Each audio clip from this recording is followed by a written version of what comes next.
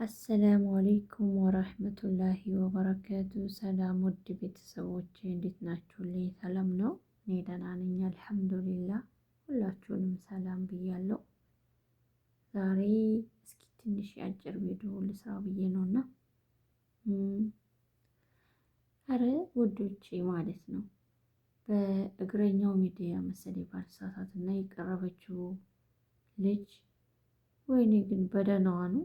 እኔን ብቻ ነው የገረመኝ ወይስ የምር ሰው መተቸት ፈልጌ አልነበረም? አይደለም ግን እንደዚህ ሰው ማለት ለመፈመስ ተብሎ በልጅ አብሶ በልጅ በጣም ይከብዳል። እና ደግሞ የሰው ልጅ እንዴት ነው ማገናዘብ አለበት።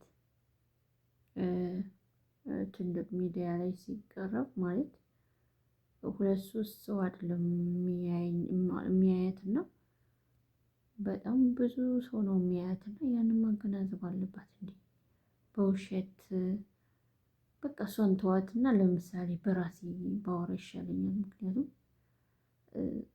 ሰውን መተቸት ይቅርና ማለት ነው። በራሴ አሁን ለምሳሌ ትልቅ ሚዲያ ላይ ቀረብኩ ማለት ብዙ ሰው ነው ያንን ሁሉ ሰው ነው የምዋሸው እና በጣም ከባድ ነው የምር። እኔ ግን እሱ እንዴት እንዳሳዘነኝ እሱ አሳዘነኝና እና መጨረሻው ምንድነው? ለመፈመስ ከሆነ ማለት ነው እኔንም እስኪ አስፈምሱኝ። ልጄ ግን ከኔ ጋር ነው ልጄን ብሞት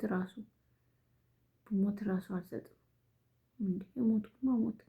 ኧረ አልሞትበት ሀቢቢ እና ማለት ነው። እስኪ እኔንም ሰብስክራይብ አድርጉኝ። የምር እኔ እንኳን በውሸት አይደለም እውነቱን እየተናገርኩ ነው። ሰብስክራይብ አድርጉኝ።